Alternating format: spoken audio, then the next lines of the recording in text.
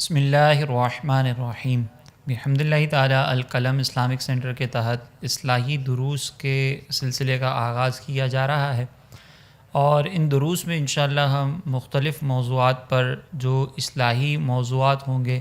جس میں ہم اپنی اصلاح کا کچھ سامان کر سکیں گے، ان موضوعات پر انشاءاللہ کلام کریں گے۔ آج کے اس پروگرام کا یا آج کے سلسلے کا جو موضوع ہے وہ اخلاص ہے۔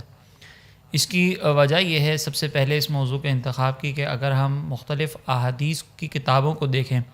تو اس میں پہلی حدیث مبارکہ جو مختلف محدثین نے ذکر کی ہے وہ انما الاعمال بالنیات، یعنی اعمال کا دار و مدار نیتوں پر ہے۔ اور اس حدیث مبارکہ میں نبی کریم علیہ السلام نے ہمیں اس بات کی طرف اشارہ فرمایا کہ اگر تم اپنے اعمال کو اللہ کی بارگاہ میں مقبول کرنا چاہتے ہو، اگر تم یہ چاہتے ہو کہ تمہارے اعمال اللہ رب العزت کی بارگاہ میں قبولیت کا درجہ حاصل کریں، تو اپنی نیتوں کو خالص اللہ تبارک و تعالیٰ کی طرف کر لو، اور تمہاری نیتیں خالص اللہ تبارک و تعالیٰ کے رضا کے حصول کی ہونی چاہیے۔ اب جب محدثین نے یہ حدیث جو ہے اپنی کتابوں کی ابتدا میں لکھی تو پھر شارحین نے اس کی وضاحت کرتے ہوئے فرمایا کہ یہاں پر اپنی کتابوں کی ابتدا اس بات سے کرنے کی طرف اشارہ ہے کہ محدثین یہ ظاہر کرنا چاہ رہے تھے کہ ہم نے یہ کتابیں جو لکھی ہیں وہ اخلاص کے ساتھ لکھی ہیں، اچھی نیت کے ساتھ لکھی ہیں، اور جو پڑھنے والا ہے اسے بھی چاہیے کہ ہماری کتابوں سے اگر مستفید ہونا چاہتا ہے تو اپنی نیتوں کی اصلاح کر لے۔ اسی طریقے سے ان محدثین کی اتباع کرتے ہوئے ہم نے اپنے اس پہلے پروگرام کا موضوع بھی اخلاص ہی رکھا ہے۔ اخلاص لفظ خالص سے بنا ہے، اور اس کا مطلب یہ ہے کہ ہم جو بھی عمل کر رہے ہیں اس عمل کے دوران ہماری نیت کے اندر اللہ تبارک و تعالیٰ کی رضا کے علاوہ کسی اور کی رضا شامل نہیں ہونی چاہیے، کوئی اور فائدہ اس میں پیش نظر نہیں ہونا چاہیے۔ اگر ہم کسی بھی چیز کو دیکھیں کہ وہ چیز خالص ہے یا نہیں، تو اس چیز کی خالص ہونے کی علامت یہ ہے کہ اس میں کسی غیر کی شمولیت نہیں ہوتی۔ اسی طریقے سے ہم اعمال کے اندر اگر اخلاص کی بات کرتے ہیں تو اعمال کے اندر اخلاص کا مطلب یہ ہے کہ ہماری نیت فقط اللہ تبارک و تعالیٰ کی رضا کی ہی ہونی چاہیے۔ اس سلسلے میں ہمارے جو مختلف بزرگان دین ہیں انہوں نے اپنے ارشادات اس بارے میں بیان فرمائے ہیں کہ وہ ان کے نزدیک اخلاص کس چیز کا نام ہے۔ چنانچہ اگر ہم حضرت ذوالنون مصری رحمۃ اللہ تعالیٰ علیہ کو دیکھیں تو آپ فرماتے ہیں کہ اخلاص کی 3 علامتیں ہیں۔ پہلی یہ ہے کہ استواء المدح والذم من العامتی، کہ عوام کی طرف سے مذمت اور تعریف یہ بالکل برابر ہو جائے، یعنی جب کوئی شخص آپ کی تعریف کرے تو آپ کے عمل کے اندر اضافہ نہ ہو، آپ کا عمل ویسے ہی چلتا رہے۔ اگر اضافہ ہو رہا ہے تو اس میں اللہ تبارک و تعالیٰ کی رضا پیش نظر ہونی چاہیے۔ اور اسی طریقے سے اگر آپ کوئی کام کر رہے ہیں اور وہ نیک کام ہے اور اس پر کوئی مذمت کرتا ہے تو اس مذمت کی وجہ سے عمل کے اندر کوئی کوتاہی یا کوئی کمی نہیں ہونی چاہیے، بلکہ اگر کوئی کمی ہو رہی ہے تو یقیناً اس کے پیچھے تعلیمات شرع ہوں گی، یقیناً اس کے پیچھے کوئی حکمت ہوگی، تو یہ خالص علامت ہے اس بات کی کہ ہمارے عمل کے اندر اخلاص موجود ہے۔ دوسری انہوں نے یہ نشانی بیان فرمائی کہ نسیان رؤیت الاعمال فی الاعمال، کہ جب مختلف اعمال دیکھیں تو اس میں اپنے عمل کو بھول جائے کہ میں نے جو عمل کیا تھا وہ بھی کوئی نیک اعمال کے اندر شامل ہوتا ہے، اس چیز کو بالکل بھول جانا یہ بھی مخلص شخص کی علامت ہے۔ اور تیسرا کہتے ہیں کہ نسیان اقتداء ثواب الاعمال فی الاخرہ، اور آخرت میں اپنے اعمال کے ثواب پر، اپنے اعمال پر جو مترتب ہونے والا ثواب ہے اس کو بھی بھول جائے، اس کا بھی تقاضا نہ کرے کہ اللہ تبارک و تعالیٰ کی رضا اصل میں مقصود ہے، اب چاہے اس کے نتیجے میں کوئی اجر ملتا ہے یا نہیں ملتا، فقط اللہ کی رضا پیش نظر ہونی چاہیے، یہ مخلص شخص کی علامت ہے۔ اسی طریقے سے اگر ہم حضرت حذیفہ مراعشی رحمۃ اللہ تعالیٰ علیہ کو دیکھیں تو وہ یہ فرماتے ہیں کہ اخلاص یہ ہے کہ بندے کے اعمال ظاہر و باطن میں برابر ہوں، یعنی جس طریقے سے وہ اپنے اعمال کو ظاہر کر رہا ہے اس کے باطن میں بھی ویسے ہی کیفیات موجود ہونی چاہیے۔ ہم دیکھتے ہیں کہ بعض اوقات جب کوئی شخص نماز پڑھ رہا ہوتا ہے تو نماز کے اندر تو وہ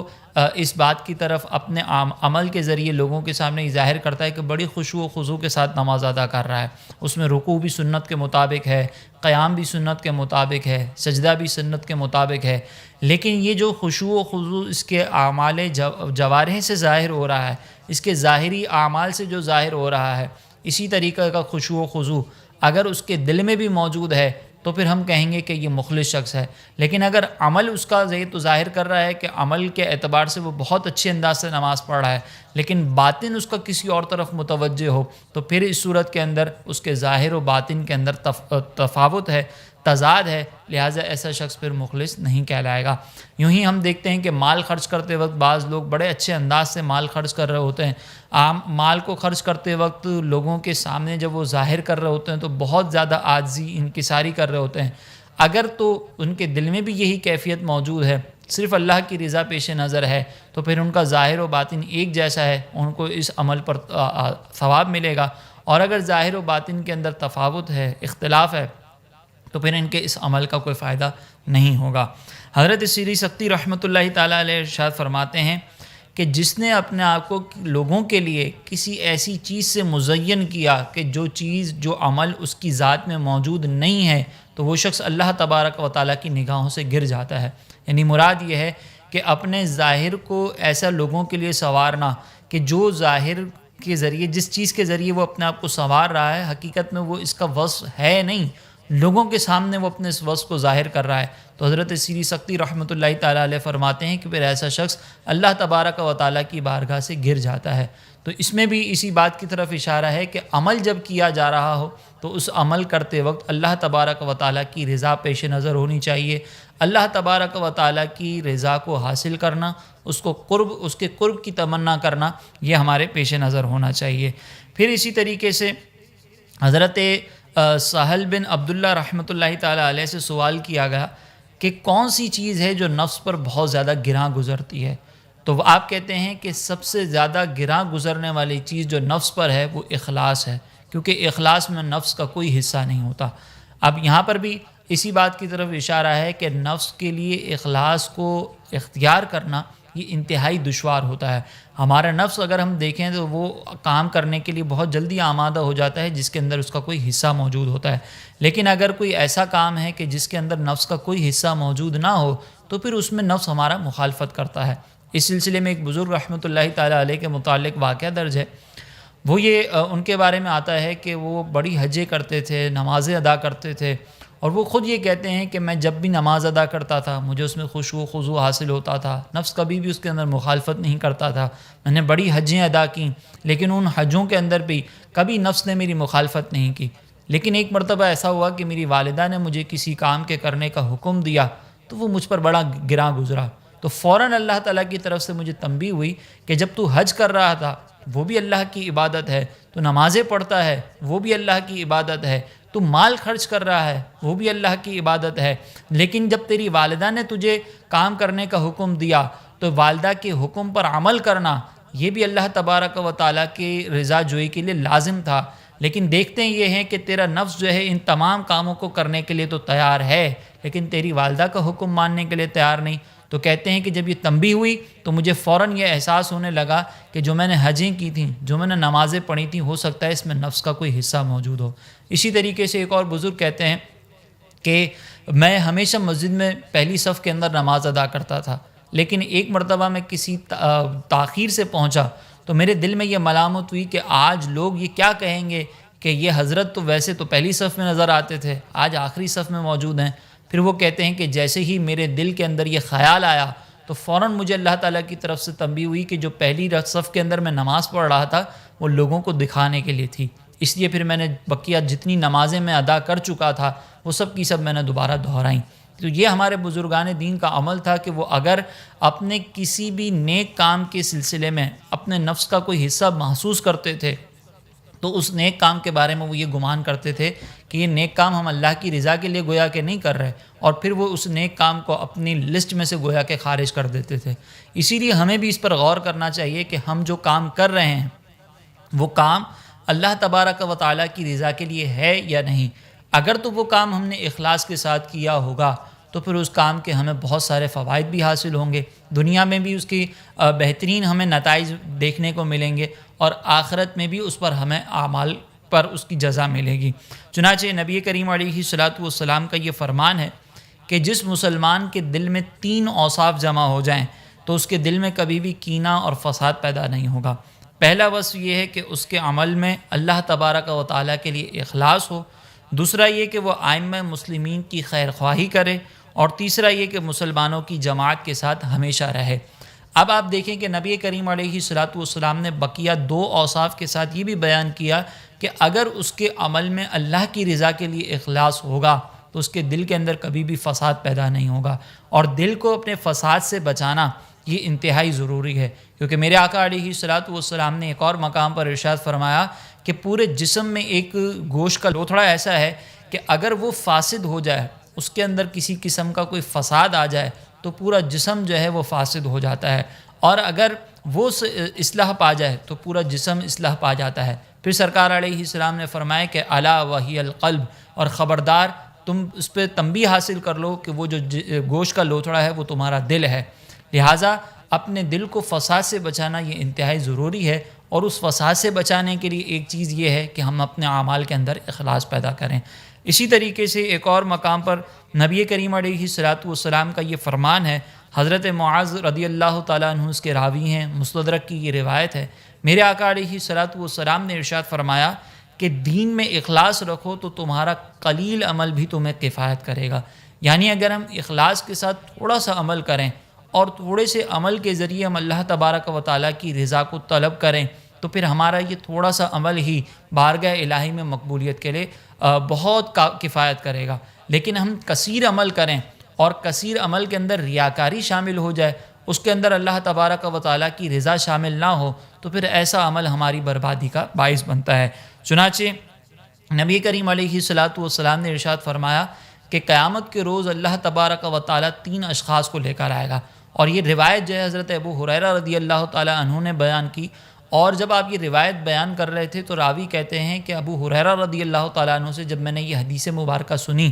تو آپ اس حدیث مبارکہ کو بیان کرنے سے پہلے خوف خدا سے 3 مرتبہ آپ جو ہے وہ بے ہوش ہو گئے، اور پھر اس کے بعد جب چوتھی مرتبہ آپ کو ہوش آیا تو آپ نے اس وقت یہ روایت بیان کی کہ نبی کریم علیہ الصلاۃ والسلام نے ارشاد فرمایا کہ میدان محشر میں سب سے پہلے جس کا حساب ہوگا وہ اس امت کے 3 افراد ہوں گے، جن میں سے ایک قاری قرآن ہوگا، دوسرا سخی ہوگا، اور تیسرا جو ہے اللہ تبارک و تعالیٰ کی بارگاہ میں جہاد کرنے والا ہوگا۔ اللہ تعالیٰ ان تینوں کو بلائے گا، قرآن کے قاری سے پوچھا جائے گا کہ میں نے تجھے قرآن کا علم دیا تھا، تجھے میں نے اچھی آواز دی تھی، تو نے اس کا کیا کیا؟ تو وہ کہے گا کہ اے رب کریم تو نے مجھے قرآن کا علم دیا، میں نے لوگوں کو قرآن سکھایا، اس کی تعلیم دی، لوگوں تک اس کے پیغام کو پہنچایا، تو اللہ تبارک و تعالیٰ فرمائے گا کہ تو نے جھوٹ کہا، تو نے قرأت قرآن اس لیے کی کہ لوگ تجھے قاری کہیں، وہ تجھے دنیا میں کہہ دیا گیا، لہٰذا پھر حکم ہوگا کہ اس کو اٹھا کر جہنم میں ڈال دیا جائے۔ پھر اس کے بعد مجاہد کو بلایا جائے گا، اللہ تعالیٰ سے فرمائے گا کہ میں نے تجھے طاقت دی تھی، تجھے ایمان دیا، بتا تو نے اس کا کیا کیا؟ تو وہ کہے گا کہ اے رب کریم تیری دی ہوئی طاقت سے میں نے تیرے دشمنوں کا مقابلہ کیا، تیرے دین کے پیغام کو پہنچانے کے لیے میں نے جہاد کیا، لوگوں سے میں لڑا۔ اللہ تبارک و تعالیٰ فرمائے گا کہ تو نے جھوٹ کہا، تو نے میری بارگاہ میں جہاد نہیں کیا تھا، بلکہ تو دشمن کا مقابلہ اس لیے کر رہا تھا کہ تجھے شہید کہا جائے، اور وہ تجھے کہہ دیا گیا۔ پھر حکم ہوگا کہ اس کو اٹھا کر جہنم میں ڈال دیا جائے۔ پھر اسی طریقے سے سخی کو بلایا جائے گا، اللہ تعالیٰ اس سے فرمائے گا کہ میں نے تجھے مال دیا تھا، پتہ تو نے اس کا کیا کیا؟ وہ کہے گا کہ رب کریم تیرے بندوں پر میں نے خرچ کیا، تیری راہ میں وہ مال خرچ کیا۔ تو اللہ تعالیٰ اسے بھی یہ فرمائے گا کہ تو نے جھوٹ کہا، تو نے یہ مال اس لیے خرچ کیا تھا کہ لوگ تجھے سخی کہیں، اور وہ دنیا میں تجھے کہہ دیا گیا۔ اور پھر اسے بھی یہ حکم ہوگا کہ اس کو اٹھا کر جہنم میں ڈال دیا جائے۔ اب آپ ذرا غور کریں کہ ایک شخص دن رات قرآن کی خدمت کر رہا ہو، ایک شخص اپنے مال کو لوگوں میں خرچ کر رہا ہو، ایک شخص اپنی جان کو قربان کر رہا ہو، لیکن ان کی نیتیں اللہ تبارک و تعالیٰ کی رضا کے لیے نہیں تھیں، بلکہ وہ لوگوں سے اس کا بدلہ چاہتے تھے، تو اللہ تبارک و تعالیٰ نے ان قربانیوں کے باوجود انہیں جہنم میں ڈالنے کا حکم دے دیا۔ اور پھر حضرت ابو ہریرہ رضی اللہ تعالیٰ عنہ فرماتے ہیں کہ نبی کریم علیہ الصلاۃ والسلام نے جب یہ روایت بیان کی تو میرے کندھے پر ہاتھ رکھ کے کہا کہ اے ابو ہریرہ، یہی 3 وہ بندے ہوں گے کہ جن سے اللہ تبارک و تعالیٰ جہنم کی آگ کو بھڑکائے گا۔ اب آپ ذرا غور کریں کہ یہ تینوں امور ایسے ہیں کہ جس میں اگر ہم بظاہر دیکھیں تو قرآن کی خدمت ہے، بظاہر دیکھیں تو اللہ کی بارگاہ میں مال خرچ کرنا ہے، بظاہر دیکھیں تو اپنی جان کی پرواہ کیے بغیر اللہ کی راہ میں اس کو قربان کرنا ہے، لیکن چونکہ اللہ تبارک و تعالیٰ کی رضا پیش نظر نہیں تھی تو یہ سب کے سب جہنم میں داخل کر دیے جائیں گے۔ اسی طرح ایک اور روایت میں آتا ہے کہ میرے آقا علیہ الصلوۃ والسلام نے ارشاد فرمایا کہ نیک عمل کو باقی رکھنا اس نیک عمل کو اختیار کرنے سے زیادہ دشوار ہے، کیونکہ جب انسان نیک عمل کر لیتا ہے تو شیطان اس کو ورگلاتا ہے، اور جب وہ نیک عمل تنہائی میں کرتا ہے تو اللہ تبارک و تعالیٰ اسے 70 گنا درجات عطا فرماتا ہے، اس کے نیک عمل پر 70 گنا زیادہ اجر دیا جاتا ہے۔ لیکن پھر شیطان اس کو بہکاتا ہے اور وہ اپنے عمل کا لوگوں میں اظہار کر دیتا ہے۔ جب وہ اپنے عمل کا لوگوں میں اظہار کرتا ہے تو اس کے اجر کو کم کر کے ظاہری اعمال میں لکھ دیا جاتا ہے، اور پھر اس کے بعد شیطان اس کو بہکاتا رہتا ہے، حتیٰ کہ وہ اپنے عمل کا اتنا ذکر کرتا ہے کہ پھر اس کے عمل کو ظاہری نیک اعمال میں سے بھی خارج کر دیا جاتا ہے، اور یہ کہہ دیا جاتا ہے کہ اس کا یہ عمل ریاکاری کے لیے کیا گیا تھا، اور پھر ایسے شخص کو اس عمل پر کوئی اجر حاصل نہیں ہوتا۔ تو گویا کہ آپ ذرا غور کریں کہ ایک شخص تنہائی میں عمل کر رہا ہے، لیکن اس نے اپنے عمل کو لوگوں کے سامنے ظاہر کر دیا اور اس کا وہ یہ عمل ضائع ہو گیا۔ یہاں پر ہمارے علماء فرماتے ہیں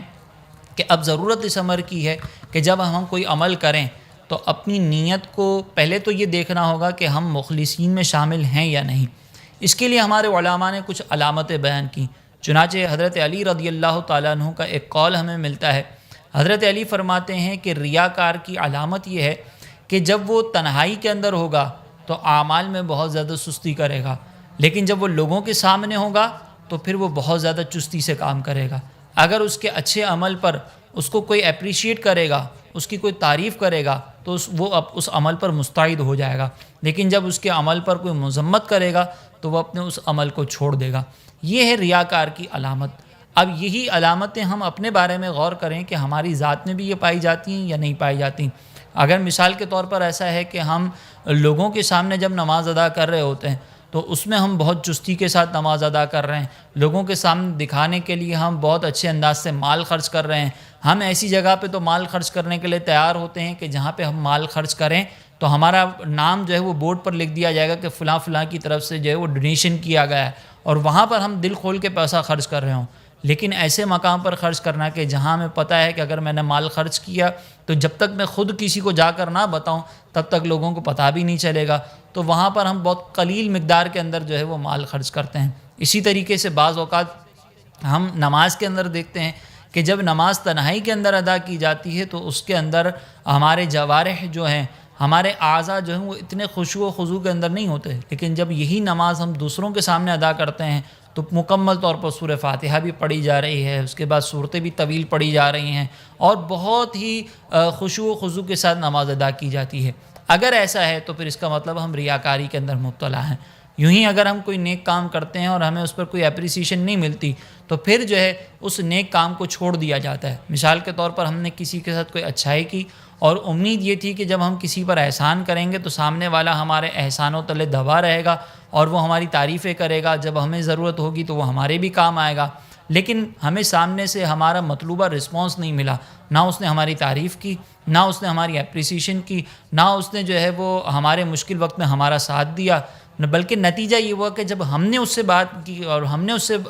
مدد طلب کی تو اس نے سامنے سے منع کر دیا۔ تو اب ہونا تو یہ چاہیے تھا کہ ہم اپنے سلسلے کو جاری رکھیں، اپنے عمل کو جاری رکھیں، لیکن ہوتا یہ ہے کہ ہم جب سامنے والے کی طرف سے کوئی رسپانس اچھا نہیں ملتا، کوئی ہمیں ریٹرن میں اس کی طرف سے کوئی بدلہ نہیں ملتا تو ہم اس کام کو چھوڑ دیتے ہیں۔ تو یہ ہے کہ جب کسی عمل کے اوپر اس کو اپریشیٹ کیا جائے گا تو وہ کام کرے گا، اپریشیٹ نہ کیا جائے تو کام چھوڑ دیا جاتا ہے۔ اسی طریقے سے ہم بہت سارے اپنے امور کے اوپر اگر محاسبہ کریں کہ کہاں کہاں ہم اپنے عمل کے اندر دوسروں کی وجہ سے تو ہماری چستی آ جاتی ہے، لیکن جب ہم خود سے عمل کرنے جاتے ہیں تو اس میں کیا ہوتا ہے۔ اب یہاں پر ضرورت اس امر کی ہے کہ ہم اپنے عمل کا محاسبہ کریں کہ ہم جو کام کر رہے ہیں اس کام کے اندر کہیں ریاکاری تو شامل نہیں ہو رہی۔ اس کے لیے سب سے پہلی ضرورت ہمارے علماء نے بیان فرمایا کہ 3 مواقع ایسے ہوتے ہیں کہ جس میں ہم اپنے نیت کو محاسبہ کریں۔ اس میں سے پہلا موقع عمل کو شروع کرنے سے پہلے، جو بھی کام کر رہے ہیں اس کام پر ابھارنے والی چیز کیا ہے، کیا خالص اللہ کی رضا ہے یا پیچھے کوئی اور مقصد ہے۔ مثال کے طور پر آپ کو اگر کسی نے کہا کہ مال خرچ کرو، آپ کو کسی نے کہا کہ نماز ادا کر لو، تو اب آپ یہ دیکھیں کہ نماز اگر آپ خشوع و خضوع سے ادا کر رہے ہیں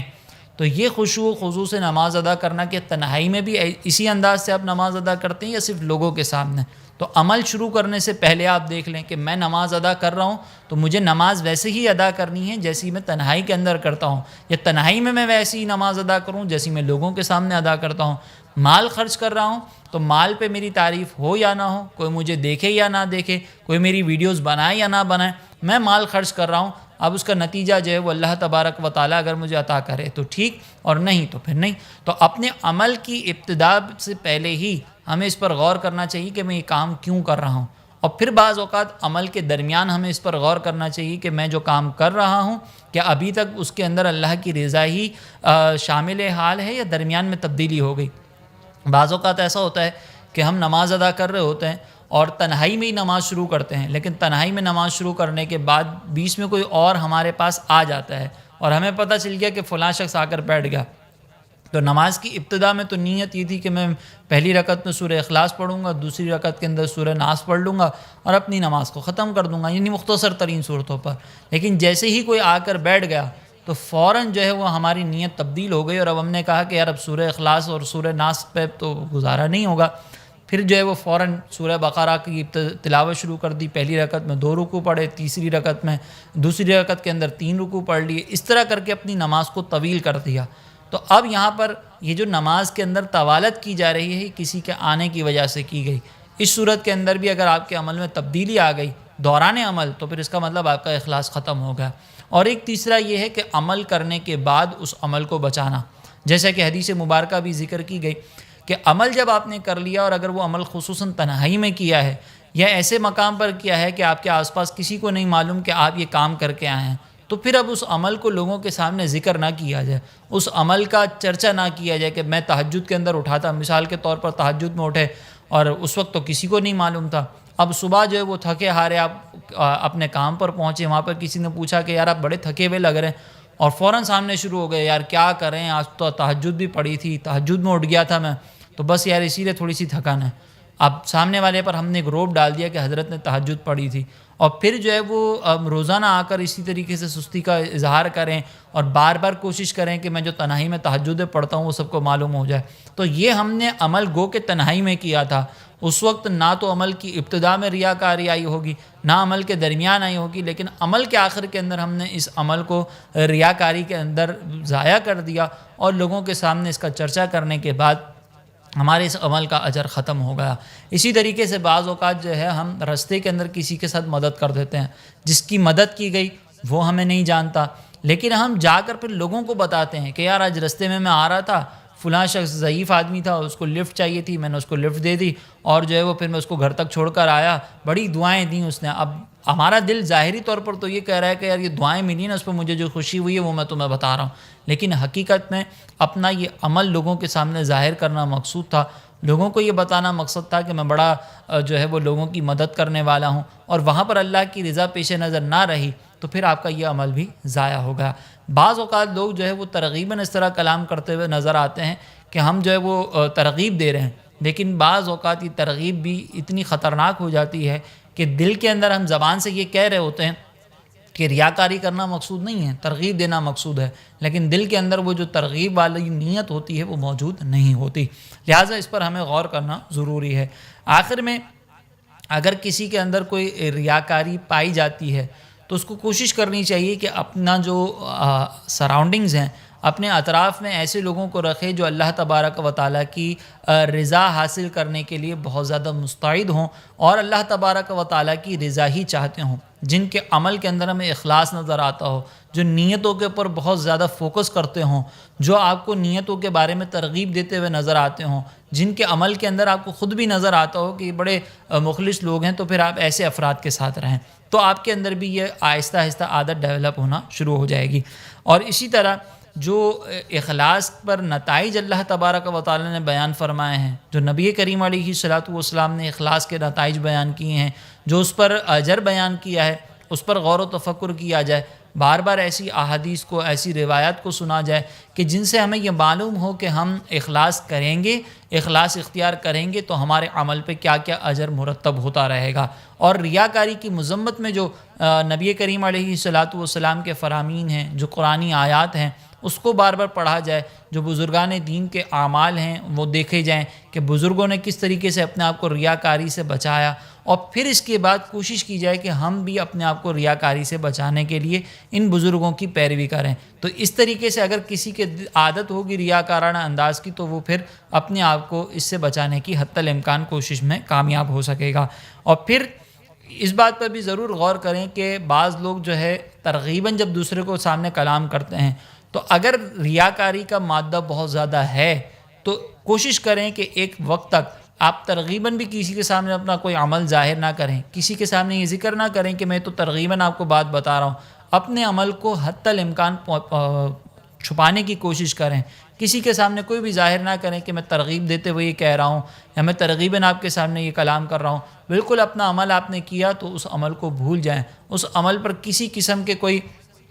وہ امید نہ رکھیں کہ لوگوں کے سامنے یہ ظاہر ہوگا اور پھر لوگ مجھے جو ہے وہ اس کے بارے میں کچھ اچھے کمنٹس کریں گے، میری عزت بنے گی، میری واہ واہ ہوگی، تو آپ اس کو ختم کریں۔ اسی طرح کوشش کریں کہ تنہائی کے اندر جس طریقے سے آپ کے اعمال ہیں، وہی اعمال، وہی انداز آپ کے لوگوں کے سامنے بھی ہونے چاہیے۔ اگر اس طریقے سے آپ عمل کرنے میں کامیاب ہو گئے، اب مثال کے طور پر تنہائی کے اندر اگر آپ مختصر نماز پڑھتے ہیں، لوگوں کے سامنے بھی آپ ان فرائض و واجبات کو ہی مکمل کریں، یا اگر آپ لوگوں کے سامنے فرائض و واجبات و مستحبات کے ساتھ نماز ادا کرتے تو پھر تنہائی میں بھی اسی طرح نماز ادا کریں۔ اپنے عمل کو ظاہر اور باطن میں جو فرق ہے اس کو ختم کرنے کی کوشش کریں۔